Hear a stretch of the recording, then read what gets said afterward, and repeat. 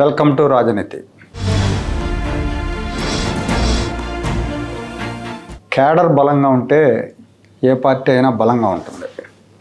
రాజకీయ పార్టీ అన్నాక క్యాడర్ బలంగా ఉండాలి. క్యాడర్ బలం మీదే ఆ పార్టీ మనుగడ ఆధారపడి ఉంటుంది. ఎన్నికల్లో ఓటములు సంభవించినా కూడా మళ్ళీ కోలుకొని నిలబడాలంటే క్యాడర్ గట్టిగా ఉండాలి. తెలుగుదేశం పార్టీ కూడా క్యాడర్ బలంతో నిలబడుతున్న పార్టీ అని చెప్పాలి. తెలుగుదేశం పార్టీ గెలిచినా ఓడినా క్యాడరే కారణం. చంద్రబాబు నాయుడు గారు మొన్న మధ్య చెప్పినట్టు కార్యకర్తలు ఇంకో పార్టీకి ఓటేయరు. టీడీపీ కార్యకర్తలు వాళ్ళకి అసంతృప్తి ఉంటే టీడీపీకి ఓట్లేసి ఇంట్లో పడుకుంటారు, దాని మూలంగా పార్టీ నష్టపోతుందని చెప్పారు. అంటే ఇంట్లో పడుకుంటే పార్టీ మునిగిపోయినట్టే.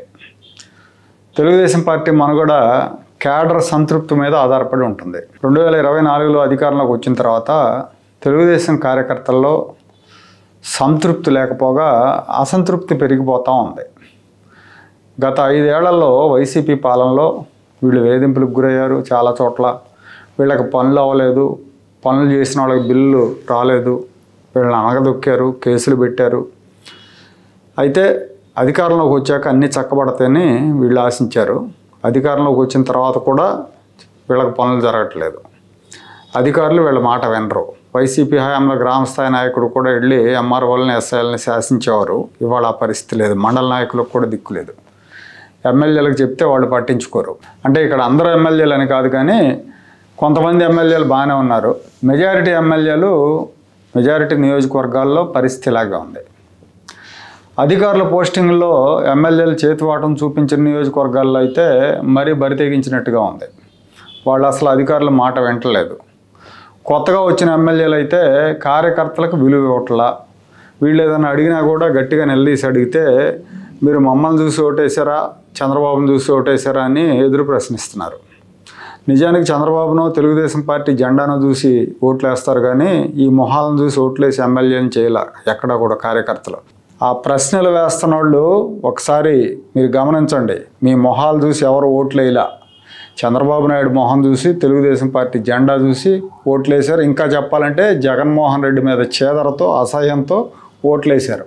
సోషల్ మీడియాలో యాక్టివ్గా ఉండే వాళ్ళని సైతం వీళ్ళు పట్టించుకోవట్లేదు. చాలామంది సోషల్ మీడియాలో కొంతమంది గ్రౌండ్లో పోరాటాలు చేస్తారు, కొంతమంది సోషల్ మీడియాలో పోరాటాలు చేస్తారు. అలాంటి వాళ్ళకు కూడా వీళ్ళు అసలు చూడట్లేదు వాళ్ళ వైపు. దాంతో వాళ్ళకి ఏదైనా పనులు అవసరం అయితే హెడ్ ఆఫీస్ని ఆశ్రయించాల్సి వస్తుంది.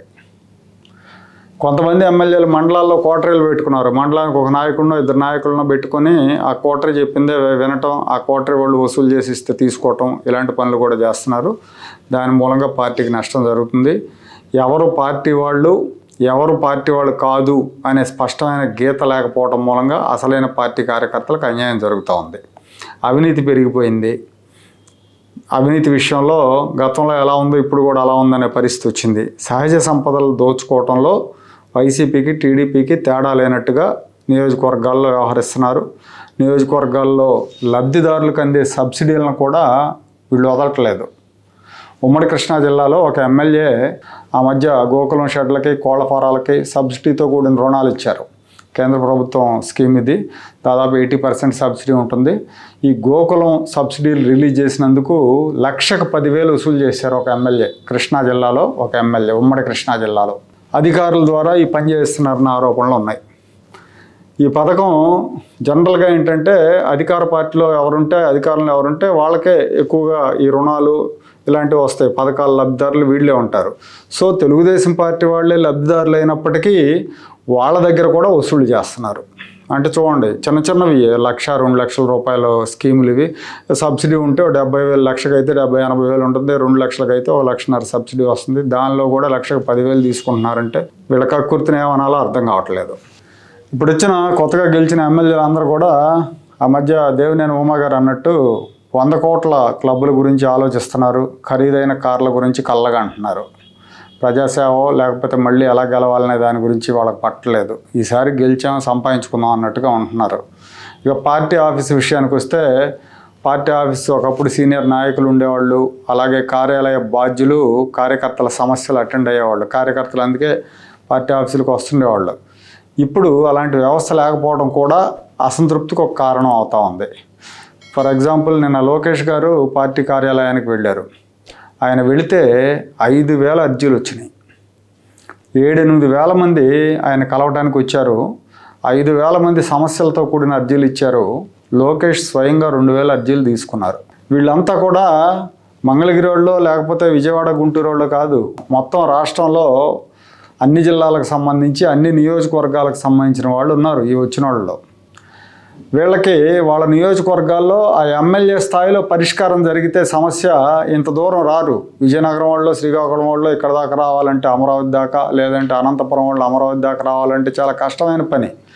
వాళ్ళకి నియోజకవర్గాల్లో పని అయితే మంగళగిరి దాకా రావాల్సిన అవసరం ఉండదు.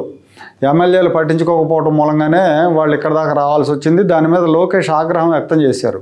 ఆయన కరెక్ట్ పాయింట్ పట్టుకున్నారు. మీ సమస్య మీ నియోజకవర్గంలో సాల్వ్ అయితే ఇక్కడ దాకా రారు కదా. ఎమ్మెల్యేలు అదే అడిగారు, మీరు అక్కడ సాల్వ్ చేయకపోవడం మూలంగానే ఇక్కడికి వస్తున్నారు, మీరు ఎవరు కూడా లోకల్గా ప్రజా దర్బార్లు నిర్వహించలేదు, గాలికి వదిలేశారు మీరు అని ఆయన మండిపడ్డారు. నియోజకవర్గాల్లో ఎమ్మెల్యేలు గ్రీవెన్స్ నిర్వహించరు, ఫిర్యాదులు పరిష్కరించరు, దాని మూలంగా అందరూ కూడా కేంద్ర కార్యాలయానికి వస్తున్నారు. కాబట్టి ఇక నుంచి నియోజకవర్గాల్లో ఖచ్చితంగా ప్రజా దర్బార్లు నిర్వహించాలి. అలాగే మంగళగిరి పార్టీ కార్యాలయంలో, కేంద్ర కార్యాలయంలో కూడా ప్రజా దర్బార్లు నిర్వహించాల్సిందేనని పార్టీ సీనియర్ నేతలకు కూడా ఆదేశించారు ఆయన. గతంలో ప్రజా దర్బార్ నిర్వహించారు సీనియర్ నేతలు, తర్వాత ఈ మధ్యకాలంలో ఆగిపోయినట్టుంది అది.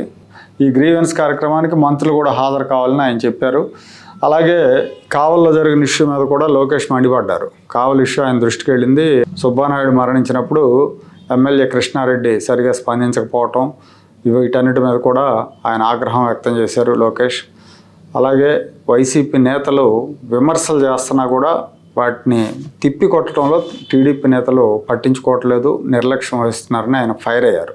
ప్రతిసారి వైసీపీ కులం కార్డు తీసుకొచ్చి కులాల వారీగా రెచ్చగొట్టే ప్రయత్నం చేస్తూ ఉంది. పార్టీలో ఉన్న బీసీ నేతలు ఇప్పుడు జోగి రమేష్ వ్యవహారంలో బీసీ కార్డు బయటకు తీశారు. జోగి రమేష్ని అరెస్ట్ చేస్తే బీసీలను అరెస్ట్ చేస్తారా అని. మరి దాన్ని ఎందుకు తిప్పికొట్టలేదని చెప్పి ఆర్టీసీ చైర్మన్ కొనకల నారాయణ మీద కూడా ఆగ్రహం వ్యక్తం చేశారని వార్తలు వచ్చినాయి. జోగి రమేష్ బీసీ కార్డు వాడితే మీరు మాట్లాడాలి కదా, మీరు ఎందుకు మాట్లాడలేదని ఆయన అసంతృప్తి వ్యక్తం చేశారు. ప్రతి విషయాన్ని నేను చంద్రబాబు చూసుకోవాలా, సీనియర్లుగా మీరంతా ఉండి ఏం చేస్తున్నారని ఆయన అడిగారు. లోకేష్ గారు కరెక్ట్గానే అడిగారు. ఎందుకంటే రాష్ట్రంలో ఏ ఘటన జరిగినా కానీ దానికి కులాలకు ఆపాదించి కులాలను రెచ్చగొట్టే ప్రయత్నాలు వైఎస్ఆర్ కాంగ్రెస్ పార్టీ చేస్తున్న విషయం అందరికీ తెలుసు, ప్రజలకు కూడా తెలుసు, కార్యకర్తలకు తెలుసు. కానీ నాయకులు కిమ్మనకుండా కూర్చుంటున్నారు తెలుగుదేశంలో.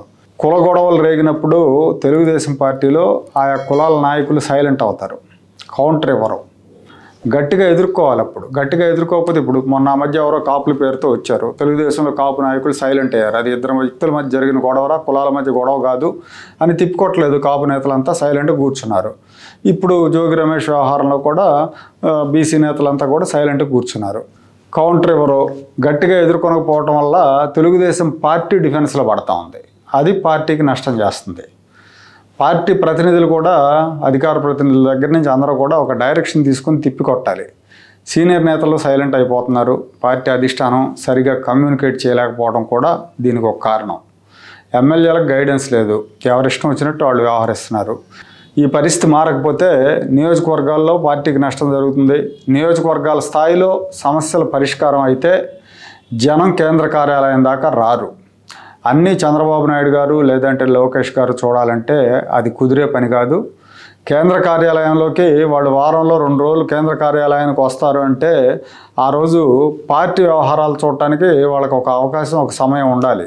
ఆ పార్టీ వ్యవహారాలు చూసే అవకాశం లేకుండా అర్జీదారులు అందరూ కూడా చుట్టుముట్టే పరిస్థితి ఉంటే అది నష్టం జరుగుతుంది. దాని మూలంగా పార్టీ మీద వాళ్ళు దృష్టి పెట్టలేరు. సో ఇప్పుడు లోకేష్ ఆగ్రహం తర్వాత అయినా పరిస్థితి మారుతుందేమో చూడాలి.